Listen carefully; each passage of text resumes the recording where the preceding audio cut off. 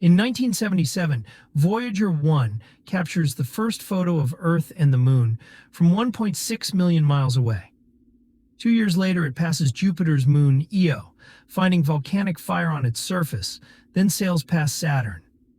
By 2012, it slips beyond our solar system into interstellar space. Back on Earth, a squad of American soldiers moves through a war zone, taking down two enemies before they can strike.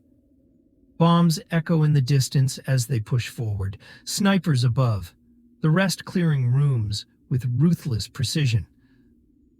But when they hit the streets again, a full enemy squad is waiting. A brutal shootout erupts. Outnumbered, they fall back, Rhodey carrying a wounded friend who dies in his arms moments later. Cornered at the end of the street, they call for help. Then the sky turns dark. A red light pierces the clouds, revealing a massive machine. One strike wipes out the enemy. The light shifts to white, electricity surging until lightning slams into the soldiers, pulling them inside. Strapped down, they see flashes of their past before darkness takes them, their bodies locked in strange frozen chambers. The machine shuts down, ejecting the soldiers. Gasping for air, they cough up stasis resin. Something Jack somehow knows will dissolve quickly, though he can't explain why. No one knows where they are. The machines around them aren't from Earth, yet Reyes finds a plaque with their names and units, and he's just as puzzled by how he recognizes it. Their weapons are fully loaded. The last thing they recall is the street firefight and the lightning. Kelly orders them to move before their captor returns. A circular door blocks their path, unresponsive to its button. Working together, they force it open, then find another warped door. Spotting a vent, Rhodey sends Reyes to scout. He crawls through dim tunnels, choosing the only route with light, and emerges on the other side. The rest join him, noticing burn marks and impacts on the door, signs of a violent attempt to break in. The place feels like a maze. Nash suspects a secret underwater prison. Then, faint noises echo ahead. They push on and find a trail of blood. A wall clamp signals a power failure. The place is dying, which might explain why the machine released them. In the next room, fog clings to the floor. A drop of blood hits Raya's face. Above, bodies hang upside down, headless. Kelly, Gibbs, and Reyes move ahead, finding another mutilated body over a strange table. And a handcuffed woman, Robbie, who wakes speaking another language. They pull a lever to free her. Suddenly, a monstrous alien slashes Gibbs, tossing him aside. In the other room, Nash grabs a strange weapon. Hearing the chaos, he rushes in with the others, but normal bullets bounce off the creature's armor. It hurls soldiers away with single blows. As it closes in on Jax, Nash hands the weapon to Rhodey, who fires and drops the alien. They approach, thinking it's dead, until it roars. Robbie steps in, delivering the killing shot. Speaking words they can't understand, she walks off. Gibbs is dead.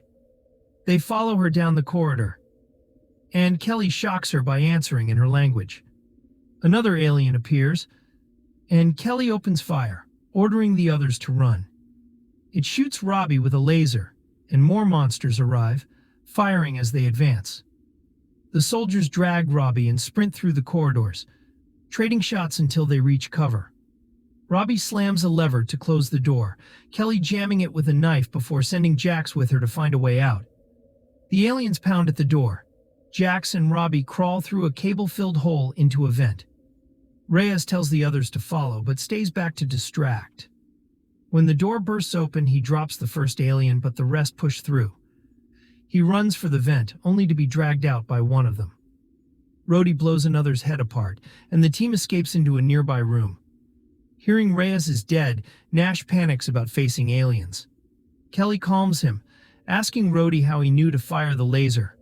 Rhodey doesn't know. Jax tends Robbie's wound, but she insists she's fine.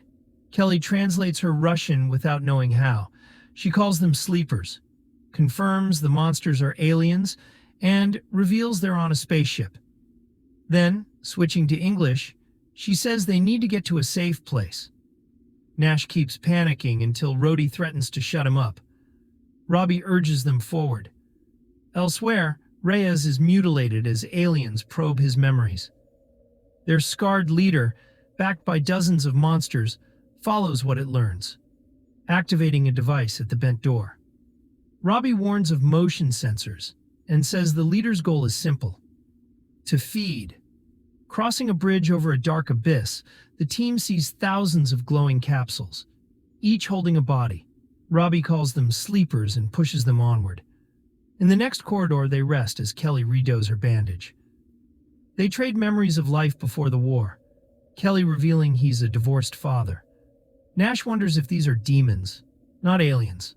Soon they reach a hangar of stolen Earth artifacts. Rhodey suspects the aliens are boxing them in. Kelly agrees, planning to fight despite Robbie's warning. Jax volunteers as bait, stepping into the hallway and singing. Drawn by his voice, the aliens close in until Jax opens fire and runs. The aliens chase Jax through the halls, lasers cutting past him. He fires back just enough to keep them enraged, leading them into the hangar. At a dead end, Nash takes one down with a sniper shot, and the team closes in, wiping out the rest too easily. Robbie warns it's a trap. Another squad storms in, this time with heavy shields. Bullets bounce. The team runs. Nash leaps between containers to regroup, but as they near the door, Jax is shot dead. Nash screams, killing the shooter in revenge. The survivors retreat, firing until Robbie slams a door shut. More aliens approach from the opposite side, forcing them through a wall hatch into a tunnel. They drop into a pit of skeletons and rotting flesh, the stench making some gag. Nash starts to break down until a voice calls from above. It's Robbie's mother, Anya. She throws a rope, pulling her daughter up into a tearful embrace. The soldiers follow.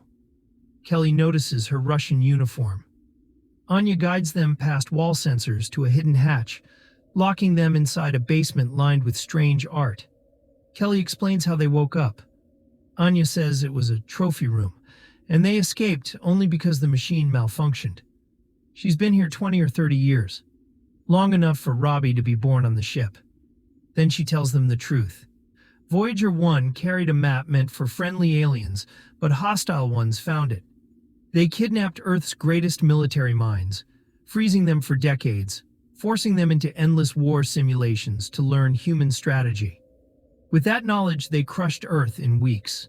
The mind link worked both ways. Anya calls it gifts. This ship is carrying the spoils of war home, but Robbie's father once sabotaged the reactor, causing the machines to fail. Anya usually avoids sleepers to stay alive, but with her team gone, she needs the soldiers' help.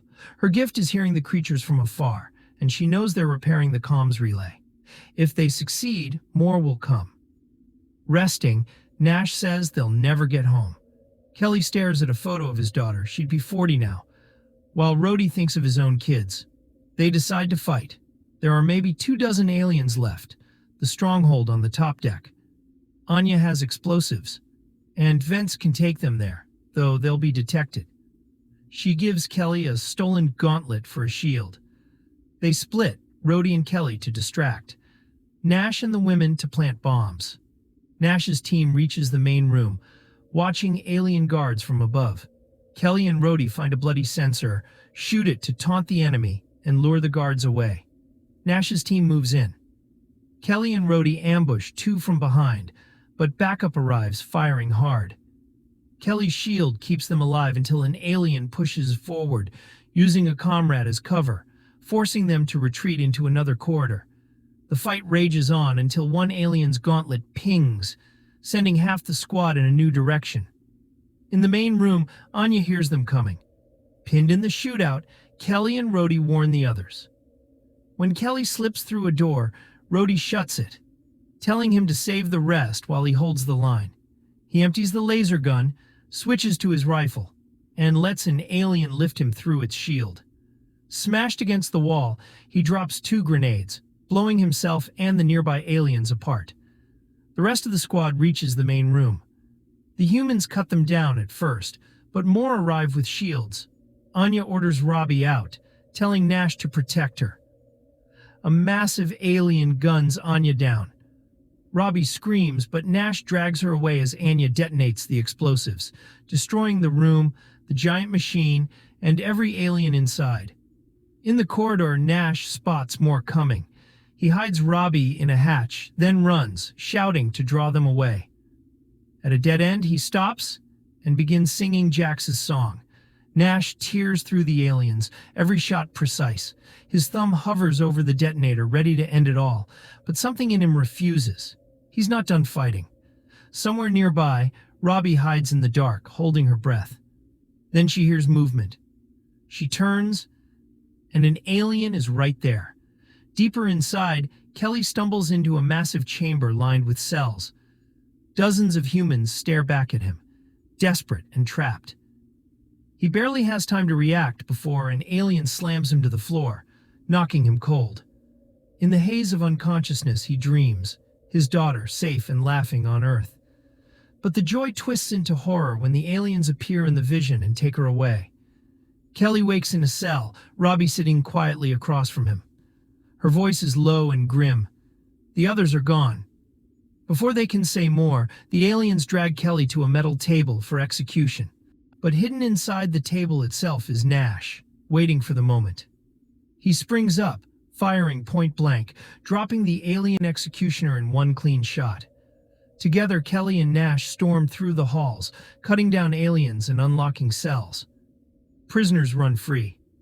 Nash grabs a laser rifle, blasting everything in his path, while Kelly hurls grenades, the blasts shaking the walls. Then, silence. Nash leans against a door to catch his breath. In the next instant, a blade rips through the metal and straight through him. The alien leader steps into the room, towering over Kelly. With no time to think, Kelly yells for Robbie to run, then grabs a blade from the ground. The fight is brutal, steel clashing, sparks flying. The alien shield smashes into him, sending him sprawling, but Kelly refuses to fall. When the creature charges, Kelly slams the door shut, crushing it in the frame. Bloodied but alive, he finds Robbie outside.